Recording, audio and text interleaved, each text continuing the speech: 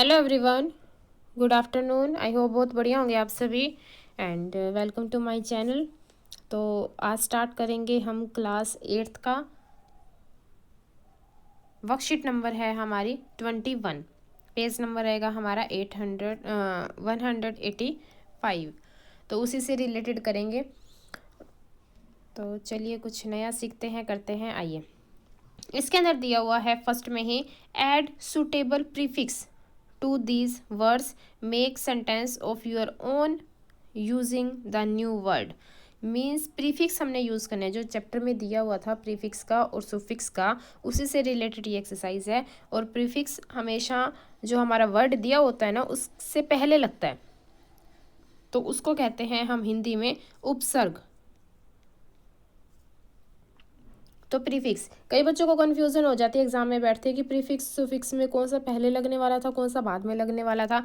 तो आप ऐसे याद रख लेना, पी से प्रीफिक्स और पी से ही पहले। हम लिख देते हैं ना हमारी वर्डिंग में पहले, ऐसे लिख देते हैं, तो आप पी से याद कर लेना कि पी से प्रीफिक्स, पी से पहले, जो पहले लग जाता है। अब जो बच गया वो सुफिक्स बचा, वो तो बाद में ही लगेगा। ठीक है, तो एज ए ट्रिक याद कर लेना, कंफ्यूज मत होना, क्योंकि सभी के माइंड अलग अलग होते हैं। कोई एकदम कैच कर जाता है, कोई ट्रिक से कैच करता है, और कई बार तो ऐसा हो जाता है कि लाइफ टाइम रहता है, क्योंकि जो गलती पकड़ देते हैं ना एग्जाम्स में, वो लाइफ टाइम याद रहती है कि मैं आते आते इस क्वेश्चन को गलत करके आ गया था। तो इसी के साथ हम स्टार्ट करते हैं। और अगर आप न्यू हैं इस चैनल पे तो प्लीज़ सब्सक्राइब करने के बाद अपना जो सब फ्रेंड्स का ग्रुप है उसके अंदर ज़रूर शेयर कर देना। ठीक है, फर्स्ट है हमारा सिमिलर।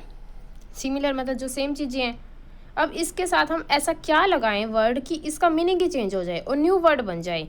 तो हमने लगा दिया डिस। डिस लगाते हो गया डिसिमिलर, मतलब कि इनके अंदर तो सिमिलरिटीज़ ही नहीं है, ये दोनों तो एक दूसरे से मैच ही नहीं करते, बिल्कुल अपोजिट है। तो अब देखो, जो हमने प्रीफिक्स लगाया उसके लगाने के बाद जो सा उसका मीनिंग निकला वो पहले वाले मीनिंग से बिल्कुल अलग होना चाहिए, उसका न्यू, ये देखो न्यू वर्ड बनना चाहिए। इसी तरह सेकंड है लीगल।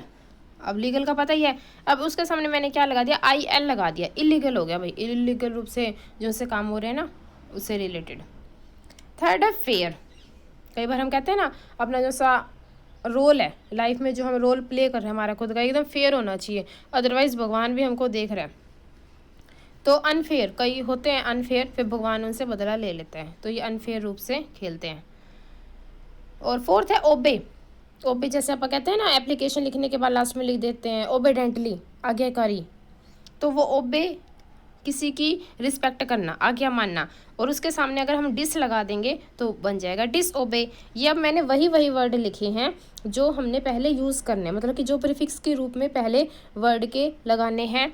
मैंने पूरा वर्ड नहीं लिखा, अब आप अपने आप लिख लेना, ये बन जाएगा डिस ओबे, ऐसे बन जाएगा। ठीक है, कंफ्यूज मत होना। फिफ्थ है सेंसिटिव, और इसके सामने हम लगा देंगे इन, तो वो हो जाएगा इनसेंसिटिव। फिर है सोशल, तो यहाँ पर हम लगा देंगे ए लगाकर फिर आप पूरा का पूरा ये लिख देना असोशल। डन। सेवेंथ है कॉन्फिडेंट, और इसका हमने आगे लगाना है प्रीफिक्स के रूप में ओवर, तो इसका बन जाएगा ओवर कॉन्फिडेंट। जज, ये हो जाता है मिस जज। हम कई बार किसी को कह देते ना जवाब देते हुए, भाई मुझे मिस जज करने की कोई भी ज़रूरत नहीं है, क्योंकि सबकी अपनी अपनी होती है हेडेक लाइफ में, तो मैनेज करो। नाइन्थ है हीरो। हीरो के आगे लगा दिया मैंने एंटी, तो ये बन जाएगा एंटी हीरो। थर्ड है ऑर्डिनरी, और इसके साथ हम प्रीफिक्स यूज़ करेंगे एक्स्ट्रा, और बन जाएगा एक्स्ट्रा ऑर्डिनरी। आई होप आपको समझ में आ रहा होगा। अब है हमारा ऐड सुटेबल सुफिक्स। अब आगे सुफिक्स, अब इसका मीनिंग क्या होता है, इसका मीनिंग होता है प्रत्यय, जो कि बाद में लगते हैं वर्ड के। प्रीफिक्स पहले लगते थे और सुफिक्स बाद में लगते हैं। ये भी वही रोल प्ले करते हैं कि पूरा का पूरा वर्ड का थोड़ा सा मीनिंग चेंज होने लग जाता है कि क्या है। These word to turn into them. ठीक है, देखिए फर्स्ट है कैपिटल। अभी कैपिटल था तो इसके साथ मैंने एज अ सुफिक्स क्या लगाया, ISM, ये लगा दिया, तो ये कैपिटलिज्म बन गया। फिर है ब्रदर, ब्रदर के साथ आप लगा दोगे हुड, ये बन जाएगा ब्रदरहुड। अब हमने इसके पीछे लगाना है। फॉरगिव, फॉरगिव के साथ लगा देना नेस, फॉरगिवनेस। फोर्थ में है रियली। अब वाई को हटा करके आप लिख दोगे IABILITY, रिलायबिलिटी। कार्टून, बच्चों के फेवरेट, तो IST लगा देना, कार्टूनिस्ट। प्रोजेक्ट, प्रोजेक्शन, यहाँ पे ION कर देना इसके सुफिक्स के रूप में। फिर एक्सप्रेस, ION लगा देना, एक्सप्रेशन। डिसपॉइंट, और यहाँ पे लगा देना मेंट, MENT, डिसपॉइंटमेंट। फिर है डांस, यहाँ पे लगा देना R, डांसर। एम्प्लॉय, एम्प्लॉय के पीछे EE लगा देना। ये हो गया हमारा A और B पार्ट हो गया कंप्लीट। अब चलते हैं C के पास। ऐड सुटेबल सुफिक्स, अभी भी हमने सुफिक्स यूज़ करने हैं, मतलब कि सेंटेंस के बाद में जो यूज़ होते हैं प्रत्यय के रूप में। To these word to turn in them into adjective. अब ऐसा कुछ करना है कि वो एडजेक्टिव वाली फीलिंग दे, मतलब पहले नाउन वाली फीलिंग दे रहा था, अब एडजेक्टिव, थोड़ी सी उसकी विशेषता या गुण कह दो, उसके अंदर क्वालिटी कह दो जो है वो। मतलब कि ऐसे वर्ड्स जिनको हम फील कर सकते हैं, टच नहीं कर सकते। हिंदी में भाववाचक कुछ कह देते हैं ऐसे। फर्स्ट है प्लेंटी, प्लेंटी था तो वाई को हटा करके IFUL, प्लेंटीफुल हो जाएगा। सेकंड में है ZEAL लिखा हुआ था, हम लगा देंगे OUS। फिर थर्ड में है EXHAUST, ये लिखा हुआ था, हमने लगा दिया ED। फोर्थ में POET, पोइट था, अब पोइटिक हो गया। कनाडा, कनाडा का हमने कर दिया CANADIAN, कैनेडियन। FIEND, ये आई भी नहीं लग रहा मुझे, इसके ऊपर डॉट भी नहीं है, ये है क्या? ये H भी नहीं लग रहा, पता नहीं क्या लिखा हुआ है। ISH लगा देना, आप बता देना मुझे कमेंट करके कृपया। D है add suitable suffix to these word to form verb. अब हमारी ये वर्ब बननी चाहिए, ऐसे हमने ऐड करने हैं सुफिक्स, मतलब कि पीछे लगाने हैं। फर्स्ट है थ्योरी, तो वाई को हटा करके IZE लगा देना। सेकंड है आइडल, तो IZE लगा देना। टाइट के बाद लगा देना EN, एलियन के बाद लगा देना आप ATE, और टेस्ट के बाद IFI, टेस्टिफाई। फिर पर्सन, पर्सन के पीछे भी IFY, और ये हो जाएगा आपका। अब चलते हैं हम नेक्स्ट पे। इसका E है add suitable suffix to do these word to form adverb. Adverb करनी है अब हमको। एडवर्ब होती है हमारी क्रिया विशेषण, क्रिया की विशेषता बताने वाला, और इसके टाइप्स भी होते हैं, adverb of manner, adverb of degree, adverb of frequency, adverb of place, adverb of time. ठीक है, लेकिन जो सब फर्स्ट वाला होता है ना इसका टाइप, एडवर्ब ऑफ मैनर वाला, उसके हमेशा पीछे लगता है LY। मैनर वाले में सिर्फ एक टाइप की बात कर रही हूँ मैं, पाँचों की नहीं कर रही बात। फर्स्ट है हमारा डाउन, इसके पीछे मैंने लगा दिया डाउन वर्ड्स, WARDS। सेकेंड है सैड, सैड के पीछे लगा दिया LY, सैडली, और यह है एडवर्ब ऑफ मैनर। थर्ड है क्लॉक, ये बन जाएगा क्लॉकवाइज। फिर है क्विकली, LY लगा देना।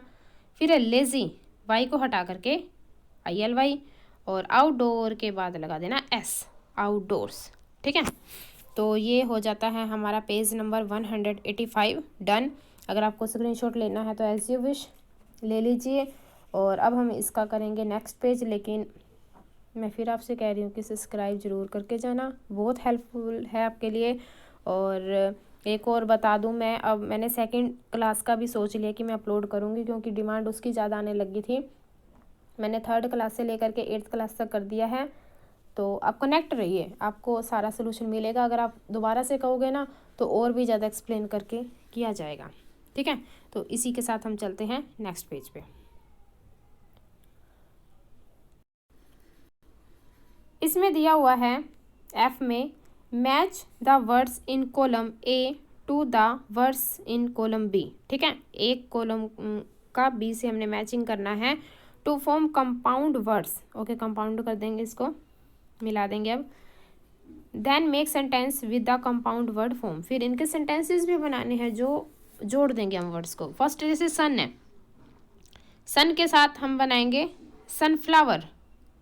फिर अब fire fly, green house, note के साथ बनेगा नोटबुक, फोटो के साथ हो जाएगा फोटोशूट, और आउट के साथ हो जाएगा आउटडोर। ये आपके वर्ड्स बन गए। यहाँ पे मैंने नंबरिंग डाली हुई है, आप इनको भी देख सकते हैं, हेल्प मिलेगी। और जो मैंने अभी क्रॉस लगाई है मैचिंग में वो भी आप देख सकते हो। लेकिन अब इसने कहा था कि हमको सेंटेंसेस भी बनाने हैं, तो वो आप करेंगे। ये रहेगा आपका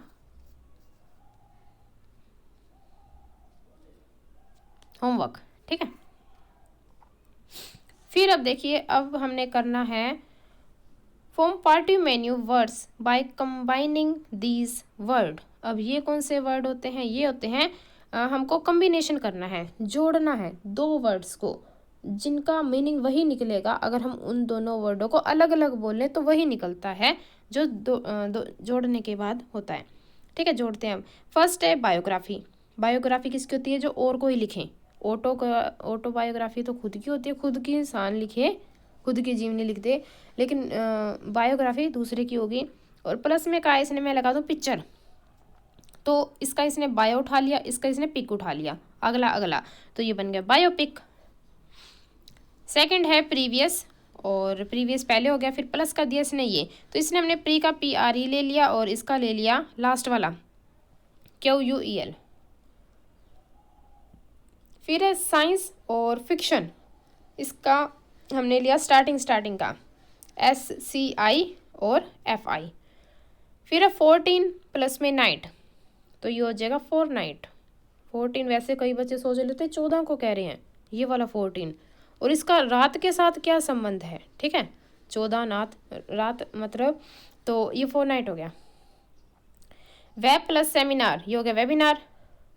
फिर है ब्रेकफास्ट प्लस लंच, इसको ब्रंच। ये थोड़ा वर्ड फेमस भी है, हम यूज़ भी कर लेते हैं, क्योंकि कई बार क्या होता है हम लेट हो जाते हैं, कभी शादी में गए होते हैं, कभी जागरण में गए होते हैं, कभी ऐसे ही लेट हो जाते हैं, तो हम सुबह लेट उठते हैं। और उठने के बाद जो हम ब्रेकफास्ट कर रहे होते हैं तो मम्मी बोल देती है अब तो लंच का टाइम भी होने वाला है, तो वो इकट्ठा ही हम कर लेते हैं कि हाँ भाई लंच वाला भी थोड़ा सा बना ही दिया, साथ के साथ वही खा लिया, ब्रेकफास्ट वाला भी हो गया, तो उसको बोल देते हैं आई हैव डन ब्रंच। अब हम करेंगे इस वर्कशीट का last part H। Tick the correct box to make collocation. अब ये क्या होता है? ये ऐसा होता है कि अगर वर्ड्स को साथ में बोला जाए ना, तो उसकी जो सी साउंड है वो बहुत ज़्यादा नेचुरल होती है और अच्छी फीलिंग भी देती है। मतलब कि अलग अलग इतना मीनिंग नहीं बनता जितना उनको साथ में हो जाता है। जैसे हम बोलते बोलते छोटे छोटे वर्ड तो बोल ही देते हैं, अगर इतनी सारी इंग्लिश ना भी आती हो तो छोटे छोटे वर्ड तो चलता ही है। तो इसका बन जाएगा टेक अ चांस। ठीक है, ये है चेंज नहीं होता, टेक अ चांस। फिर है स्वेल विद, ये है प्राइड। फिर है डू अ फेवर, कि मेरे लिए भी थोड़ा सा फेवर कर दो ना, वो थोड़ा सा चेहरा बना के वो बच्चे करते हैं ना स्कूल में, अप्रोच वगैरह। डीपली रिगार्ड, सही बन रहा है इसके साथ। और मेक अ प्रॉफिट, ये तो हर एक व्यापारी चाहता है। फिर है लास्ट वर्क इन प्रोग्रेस, ये तो भाई सभी के ऊपर लागू होता है। तो इसी के साथ हमारा ख़त्म हो गया worksheet number 21 and thank you so much.